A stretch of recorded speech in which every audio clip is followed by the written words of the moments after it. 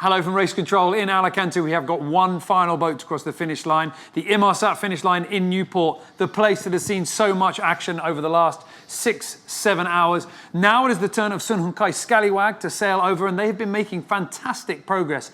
If you've been following everything unfolding today, you'll know that the last few miles have been dominated by light, shifting conditions, but no such problems for David Witt. He's been able to sail in cleanly, and Conrad, a totally different breeze, totally different wind direction.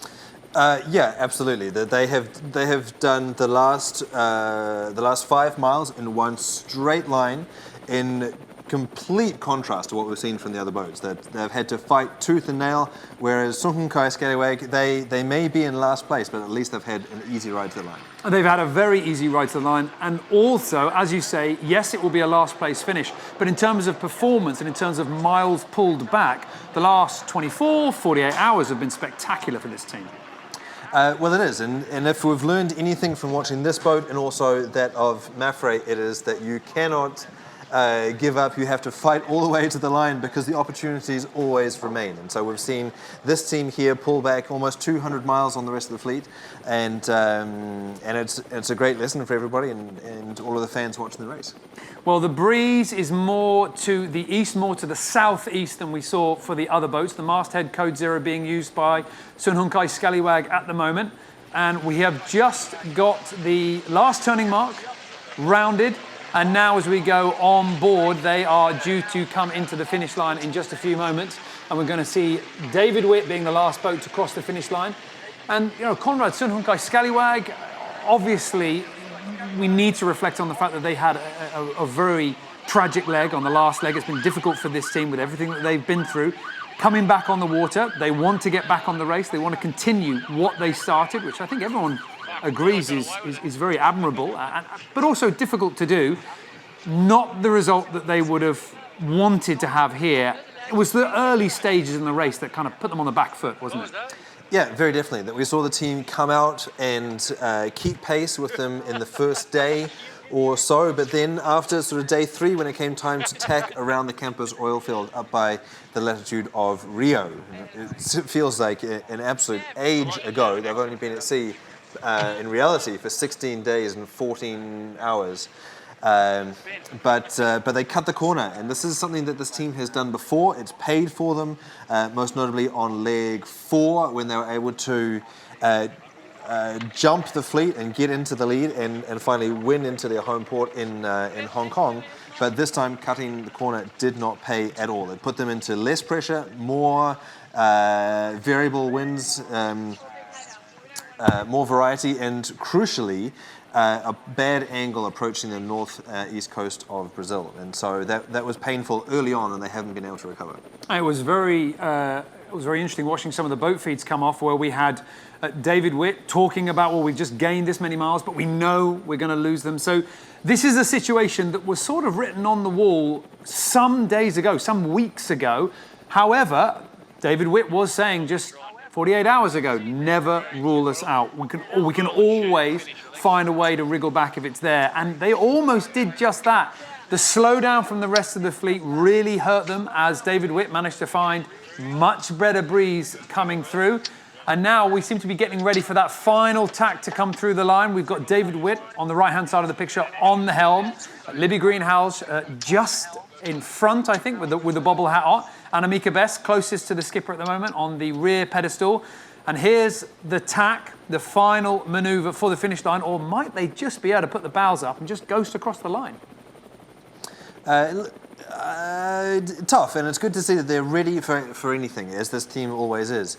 But one thing that I was just going to point out there is that this sail is quite deep, and it's hard to sail really tight angles upwind. And so as they tried to luff, and as the pressure died off and the boat speed slowed down, and then a phrase came to mind that we often use in ocean racing, is that they were almost sort of running over the sail, that they couldn't strap the sail in hard enough to get it flat enough, and so they have finally decided that in fact they do need to do a tack, and so they're rolling into the big furl, and so they've got five people lined up on the 3 pedestals to wind that sail up as fast as possible so that David Witt can spin the boat and drive it towards the line. Well, here comes the final tack. It's slow. We know it's going to be slow, and arguably there's no real reason to rush, apart from the fact that from where they are at the moment, they'll be able to smell the shore, smell the food, smell the warm welcome that is waiting for them when they do reach the dock. But there's nothing really to be gained at this point from rushing. And that's why we're seeing quite a slow tack, 2.3 knots. They built up an awful lot of momentum coming in here. But now, Sunhunkai Scallywag, the last tack completed, and it's going to be a little bit of a while before we see the momentum start coming back up, because they were approaching this line with pace, but it was a pace that they built up over the last half an hour, not having to do any of the manoeuvres that the other teams have had to. That's right. We've talked at length about how these boats, in the bare weight configuration, weigh 12.5 tons, and then you add sort of 9 people and all the gear on board, it starts to add up. And now I was a little bit surprised that they tacked so early. I would have expected them to sort of take it a little bit further up to the line to give them a better angle, because it's almost a little tight now to the other end of the finishing line. So they don't want to run, and there we go. They're going to have to tack again. Well, so there we go. They are now being forced to put through all the challenges that the other teams had to. I mean, if you've got the tracker, you can rewind it and you can see just how many tacks we have seen from the other boats. And Sunhunkai Scallywag fared a lot better, but now to go across the finish line, it is that one final tack that's needed. They furl up the masthead code 0, shoot the line, cross it at 90 degrees, and David Witt and the crew of Sunhunkai Scallywag bring leg 8 to a close. Not the result that this team wanted, but blimey, in the last 48 hours, the miles have been absolutely annihilated by this boat. A good confidence boost right before the finish. Yeah, I mean, this is a team that knows how to sail well. They've got a lot of experience on board, and they've learned to sail together over the course of the last few months, excuse me. As always, I'm going to point to the fact that we've got this transatlantic leg that is going to be absolutely crucial. And this boat, this team that has sort of gelled over the past several years with the 600-mile leg from Sydney to Hobart, the shorter leg may indeed favour this team as well. I know that we said that about Turn the Tide on Plastic with their advantage of having lots more people on board, but this is a team that knows how to go hard for a short period of time, and we've seen them hang tight with the rest of the fleet early on in the leg before letting it slip. So on the shorter legs, they are going to be one to watch. One to watch, certainly. One that we know is capable of winning legs. They have done just that, and they do provide an awful lot of pace and also an awful lot of entertainment. You rule this team out, and then suddenly they came through. Sadly, in this leg, they didn't really hold up to what we have seen them produce. However, Sunhunkai Scallywag have certainly produced a pretty strong leg 8, and as we see them now coming into the dock, with the head sail down, mainsail still up, Sunhunkai Scallywag making their way in with an incredibly warm welcome at the moment. And they're going to be coming into the dock. We are going to be able to hear from David Witt in just a while. We're wondering whether we're going to be able to hear from them before we get themselves into the dock. So we're going to stay with the boat at the moment because David Witt, the skipper, has got the headset on. We're just going to wait for pictures. David, if you can hear me, welcome to Newport. A very challenging leg 8, but those final few miles seem to go a lot easier for you than the other teams.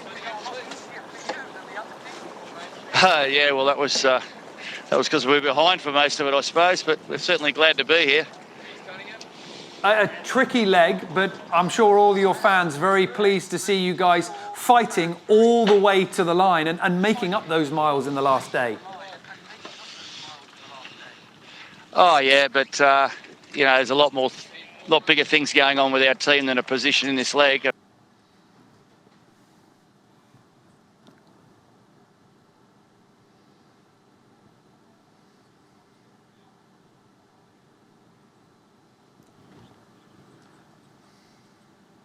Well, apologies for fans of Sunhunkai Scallywag and for skipper David Witt. We've just broken the audio link. David, if you can still hear me, I'm awfully sorry, but we've lost the audio. So we're going to hear more from David Witt when the boat reaches the dock. And I think David was just talking about everything that the boat has been through, something that obviously, if you're following the Volvo Ocean Race, is well documented. And certainly the fans from this boat, every reason to cheer them across the line. And after an incredible leg for Sun Hun Kai Scallywag for dialing out on their own and trying desperately to pull back those miles, which they did in the final few moments, it's certainly a leg that David Witt has a lot to feel proud about. It's good. I mean, I said the best. If the support we've got is anything to go by, we should win by a week, you know. Stand by. Here we go, Parko. Ready, Parko. Yeah, but am I up or down or where is it? It was a bit of a frenzy the first lap before you leave to go offshore, but it's good fun. Gets everyone into gear, I think, pretty quick. Next stop, Newport. Probably a big decision on when to tack today, and that'll probably set up the next 3 or 4 days. Have they all put their bow up, Parko? They're about to go into a big cloud. I think we're doing the right thing. The skids come in, we're last, but we've got to keep in touch and find our time to pounce. That was a 4-hour frenzy. Plenty of tacks and moving all the equipment all the time. We can see almost everyone in the fleet, so pretty much just restarting. Second red. This is racing like people race at their club, you know, nip and tuck and each fighting for a spot, and you're doing that for 20 odd days at sea, so the intensity and the concentration and the skill required to do that and come out on top is pretty much up there. Well, we woke up, battery right there, Brunel down here, Axo there, Dongfeng just there, so we're all close. We were 17 miles behind the leader, we're now 24. That's great, Woody, thanks for the update, it's good. Thanks, Woody. Great update. Take the positives. We just had a big cloud, it kind of fizzled out and left us a big vacuous hole of no wind. It's definitely not always fun. We're underneath the cloud, there's no breeze, and we're going the opposite direction to where we need to go. And boom, we're back in the Northern Hemisphere.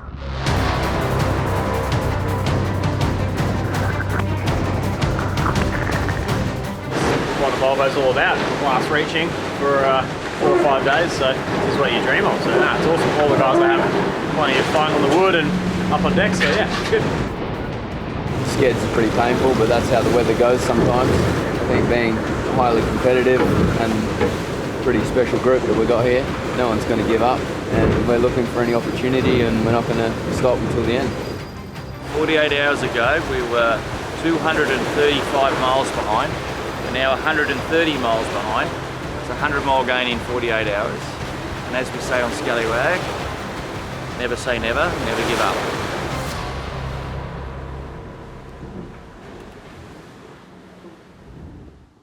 Well, they didn't give up and they did pull back all the miles, but sadly just missed out on the final 6-7 miles just before the other boats crossed the finish line. It could have been an unbelievable comeback for David Witt and the crew on Sun Hun Kai Scallywag, but what they have to look forward to now is a fantastic return to the dock, be reunited, friends, family, and their fellow competitors as well, and an unbelievable scene waiting for them at Newport. We're going to take a little bit of a break now, and then we'll be back to hear more from this team.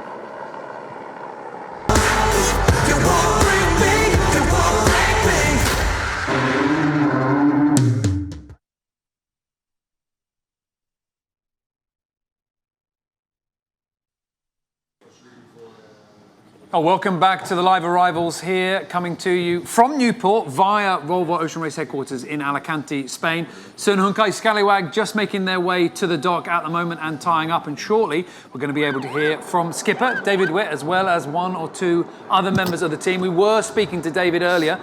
Sadly, though, the audio broke up and we weren't able to complete his answers, but stay with us because we're going to be hearing what he thinks about this leg and also the race going forward.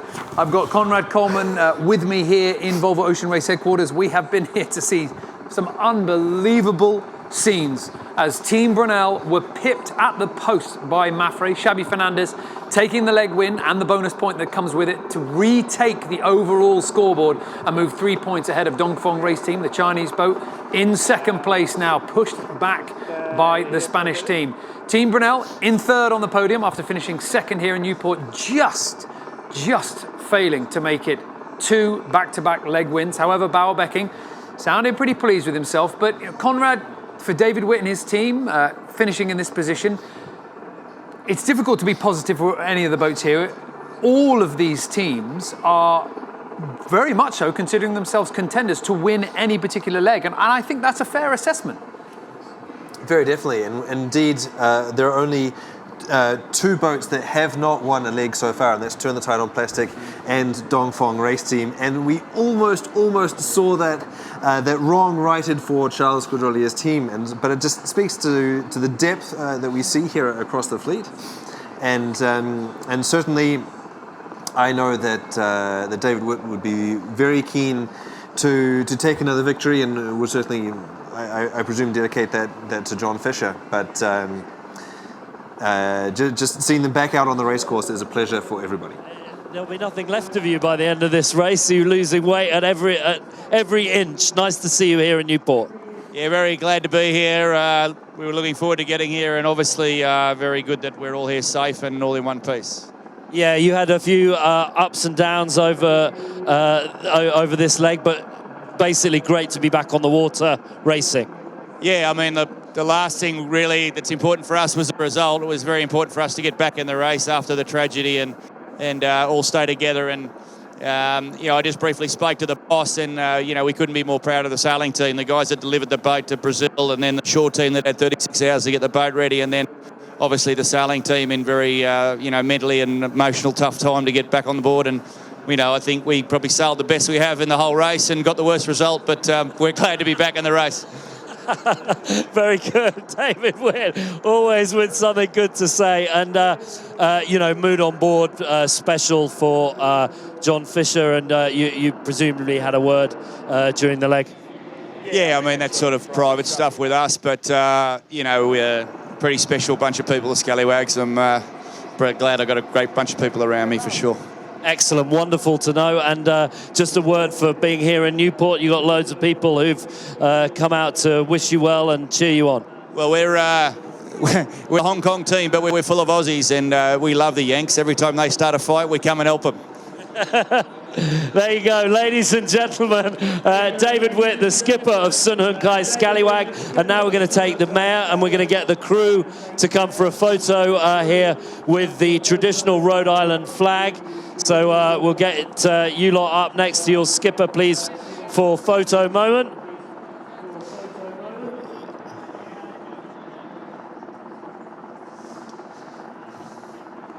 Skipper, congratulations and welcome to Newport, and enjoy your stay while you're here. Thank you. There we've got our representatives from DEM. We've got the mayor, and if you three would like to turn around to face for a photo, there we go. Here we go. Right here. Oh, look at that! Yeah, perfect. Ladies and gentlemen, Sun Hun Kai Scallywag!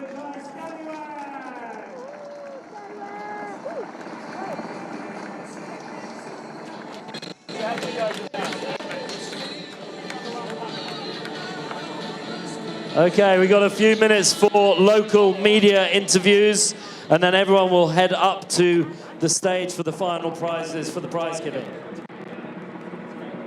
Yeah, okay.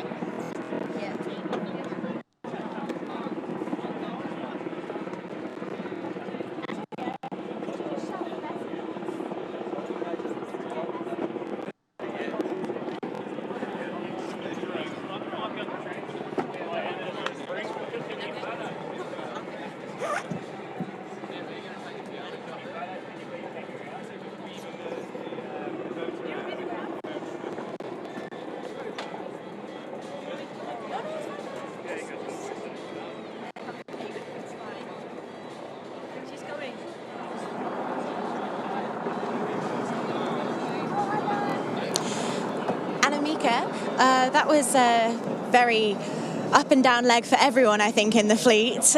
Just tell us a bit about the highs and lows for you personally, and obviously Sun Hun Kai Scallywag. Yeah, I think we're really incredibly proud on our team to make the start on first place. We were really keen to do really well, and I think we took a lot of risk at some stage, maybe a bit too much at some moments. But I think we after all we really start to sail the boat better again and get back into the good vibe. We're really a lot of helicopters. So I think we overall we didn't sail really bad, but we just missed here and there a little bit. Made us on this position, but I feel really happy with how we sailed the boat and as a team how we performed. Got better again, and I'm really looking forward for the next coming legs because I feel like we can do some good results. So overall good. I mean, you guys have proved that you can deliver time and time again. So obviously the next leg from Newport to Cardiff is a very important one for everyone, but it'll be particularly great, if you guys can get a podium or something similar.